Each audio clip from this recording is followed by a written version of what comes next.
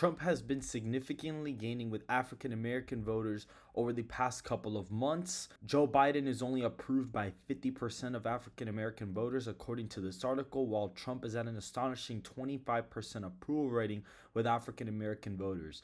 Can Trump narrow the gap in the black vote? Watch this video to find out how. Now, before we get started with the video, only 7% of you guys are subscribed to the channel. Hit that like button, subscribe to the channel, and turn on that bell so you don't miss another video that I post, and I hope you guys enjoyed the video. Hello everyone, welcome back to another video, and today we're obviously going to be talking about how Trump is gaining support amongst African American voters and how he can utilize this to his advantage in the 2024 presidential election. If you look right here, currently it says that if we scroll down here, it believes that, it's kind of saying basically he is doing a lot better. Even from 2016 to 2020, he did perform significantly better. On top of that, however, right now, Biden is only approved by 50% of all black adults nationwide, according to the AP NORC poll, down from 86% in July of 2021. And Donald Trump is currently at a 25% approval rating with black adults that say they have a favorable view. So he's currently sitting at a 25% approval rating. Right now, if Trump were to get about 20 to 25% of the black vote, that would end up being a very, very, very big deal. Trump often talks about obviously his endorsements from Lil Wayne, Kanye West, but he's recently been racking up more support from Kodak Black, Meek Mills, and a lot of African American rappers. And also he's been getting a lot of endorsement. He got an endorsement from Snoop Dogg the other day. He got somewhat of a praise from The Rock, which is very interesting because The Rock did in fact endorse Biden and Harris back then in 2020.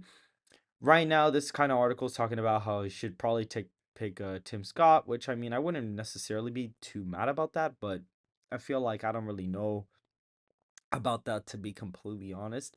Now, I'm going to put in my own analysis in this. I feel like Trump is really gaining with African American voters because of the immigration issue. I think that is the number one driving factor for that, and as well as low income areas probably end up voting for Trump at the end of the day. But I feel like states like Illinois and New York, the immigration issue has gotten so bad there, and no matter how Democrat Republicans, or excuse me, no matter how Democrat African American voters can be, if you're not going to defend the border or protect the southern border, they're going to end up trending to the Republican candidate, in this case, Donald Trump, who is the better candidate on border immigration as a whole.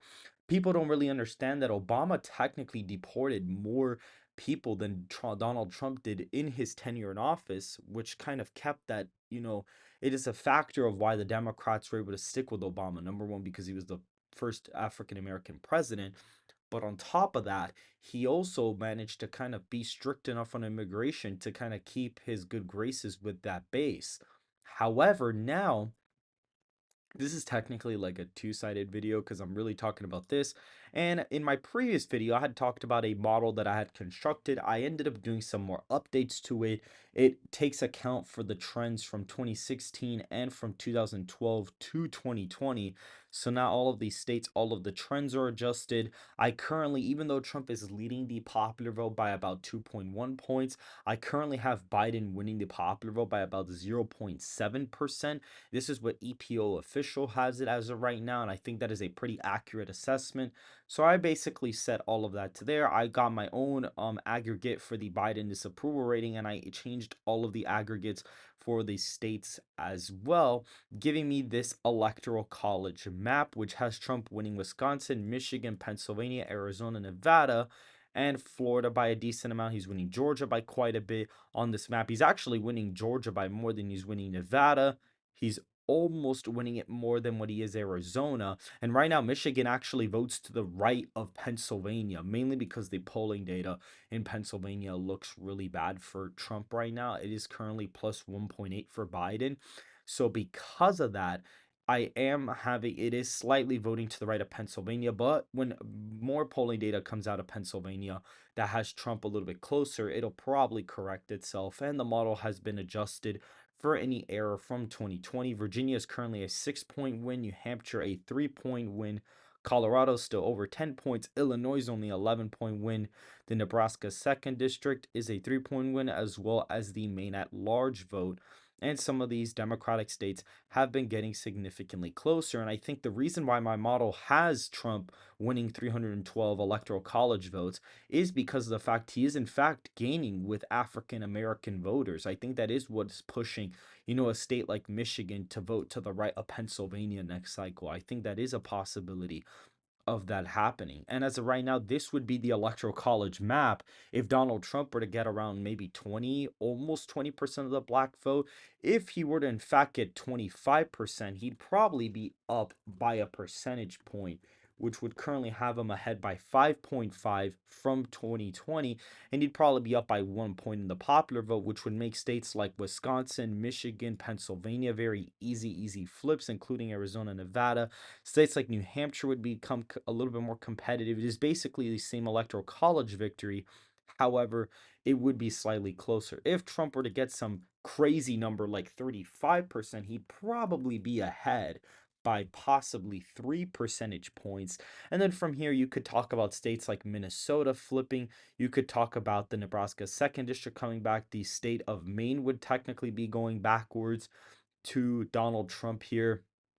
And all of these swing states would in fact be likely margins, and states like Illinois would fall under that 10-point threshold, and a lot of Republican states would become a lot redder than they already were before. But as of right now, I currently have the popular vote at around a 0.7 victory for Biden, 0.8% for Biden, which is influenced by African American shifts to Donald Trump, which currently has him winning the Electoral College at 312 electoral votes to Joe Biden's 226. If Trump tends to gain, if Trump performs better than expected, I'm probably estimating that he does get around 18, 19%. This is what the model basically reflects. However, if he does actually hit 30%, that would free up states like Minnesota, Virginia, New York, and New Mexico, including New Hampshire, to be, expansions on the map at that point in time. As of right now, it is still really early to make that characterization. But as of right now, my model currently has Trump winning 312 electoral votes to 226 for Joe Biden due to the African American trends in the popular vote.